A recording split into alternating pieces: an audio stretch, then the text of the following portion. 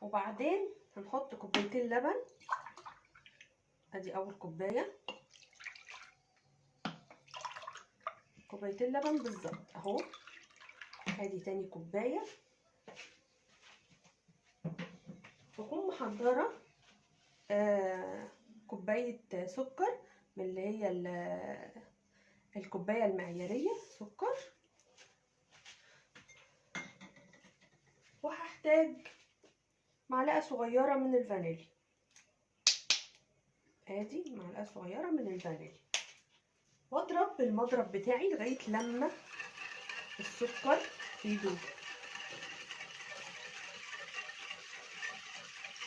هكون محضره 4 بيضات واحطهم على الخليط ده، واحطهم على اللبن والسكر والفانيليا، وبكده يكون خلص معايا الكريم كراميل.